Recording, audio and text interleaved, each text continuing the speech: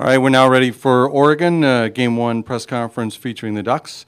We're joined by head coach Mike White, Alexis Mack, Shannon Rhodes, Lauren Burke, Haley Cruz, and Miranda Ellish. Coach White, we'll start with you. How important was it for you, and how much of an impact did it have that every time they put up some runs, you guys answered immediately back? Exactly right. We talked about the answer inning, and it's important to regain momentum, especially after either somebody scores or when we score, to try and shut that other team down. And I thought that happened after the first innings. We were able to get the momentum back, and then we shut them down for the next couple of 3 innings, of course, until they scored again. But if you'd have thought, if you'd told me there's going to be 17 runs scored off those 2 pitching staffs at the start of the game, I thought you were crazy. So it was definitely a dogfight. Congratulations to Arizona State. I mean, how far they've come in just 1 year is amazing under Coach Ford, and Juarez is certainly a top-class pitcher, and I bet you they're like us. They don't want to face another Pac-12 team, but the good news is we're here, and the Pac-12 is well represented. All right, questions for Coach and the student athletes. And please identify yourself and who you're asking the question. Ryan Thorburn with the Register Guard. Miranda, what was it like emotionally to get the start today and also to get so much run support? It was awesome to get the start, and my offense had my back the whole entire time. I gave up a 2-run home run to start off the game, and they punched ASU right back and put up 2 runs. So definitely our offense really saved our pitching staff today. Travis Tyke, KMTR back in Eugene. Miranda, the only runs you've given up in your last 2 starts are from the long ball. Other than that, you've been pretty spot on. Is it just a missed pitch here and there? What I guess kind of the cause of those mistakes? They're not terrible pitches, but they're not good pitches, and they just capitalize on those little mistakes. Keegan Renault, OU Daily. Coach, you guys kind of took advantage of a lot of their costly errors that they had earlier in the game. We just talk about putting pressure on the teams, here in Oklahoma City, Oklahoma Women's College World Series. Yeah, well, actually, that goes both ways. Every time an error is committed, it's 1/3 of an inning that you give the other team, and I think there was 3 errors or something like that, maybe a couple of errors. So that gives us just more advantage, and like you said, we're able to capitalize on it. Top of the order right there, they were pretty good. We had 5 hits in the top 2 hitters, so that's what we got to do if we expect we want to win. And then we got great production from Shannon Rhodes, and Gwen Savekis was able to come in with a couple of chinks here and there, but she's known for that. But and then, of course, Haley Cruz and Lauren Burke right through the order. So I was really pleased with the way we hit the ball. Hi, Katie Barnes, ESPNW. I'm not entirely sure to whom to direct this question, but what happened this morning with the bus and the left jersey? Just wondering if you can answer that. Jenna can answer that one. Jenna's not here. Oh, she's not here.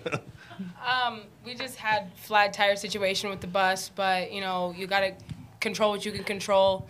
Things happen all the time. Just keep your head down, keep moving, keep warming up, keep proceeding through the day to the game. We actually took Florida State's bus, so we want to know if we can borrow it for the rest of the week.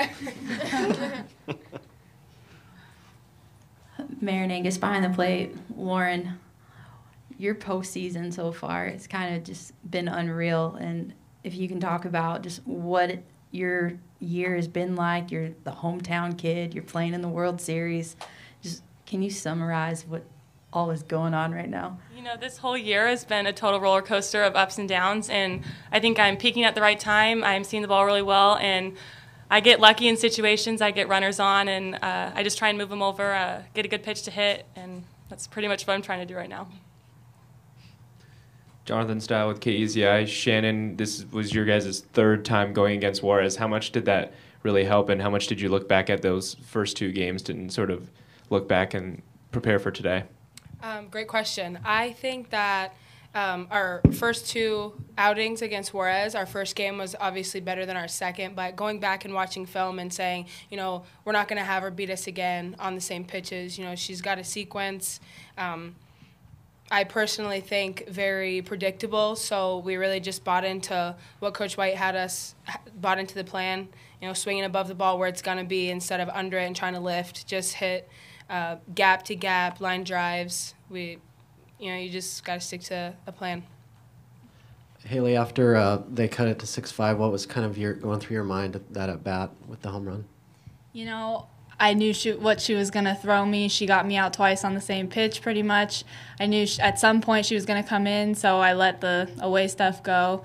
And I waited for her to come up and in, and I got the pitch I was looking for, so I was just trying to produce and make an adjustment and turn on that pitch.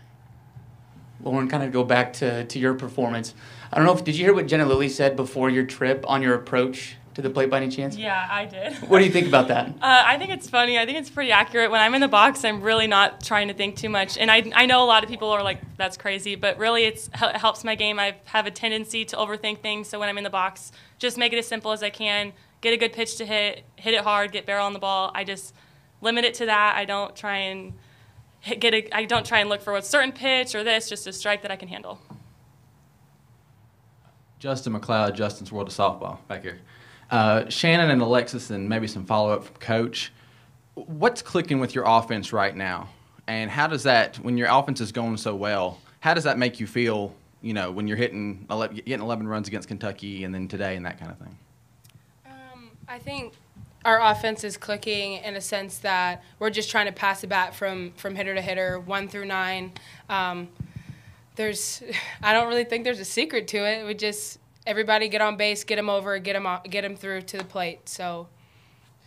Yeah, I would say one thing that definitely has helped as we've been on this stage before. We've been to the Super Regional. We've been on this big stage. So the nerves aren't really there. We're not trying to do too much. And like Shannon said, we're just trying to pass the bat. And it makes it really easy when runners on base, at least for me and other people, that the pressure is on the defense. And you're just trying to move them over and not trying to get too big or be the hero.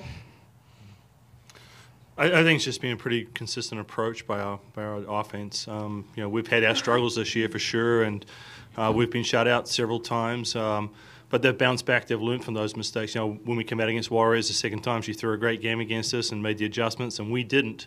And so I think what we keep telling them, I think they're starting to buy into the plan a little bit. We're also know that this game can humble you in a heartbeat. So just because you score 11 today, it doesn't mean you're going to score 11 tomorrow. And we know that.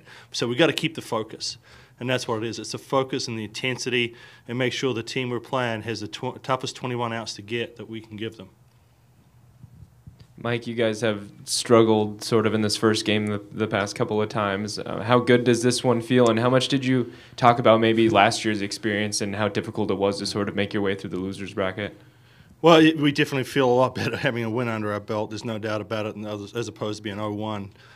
But we know that it gets tougher. Each step gets tougher, and tomorrow we got to make sure we're rested and focused for whoever wins the Washington-Oklahoma game. You know, and like I said, the game doesn't know tomorrow what happened today, and we got to come out and play, be the better team on the day.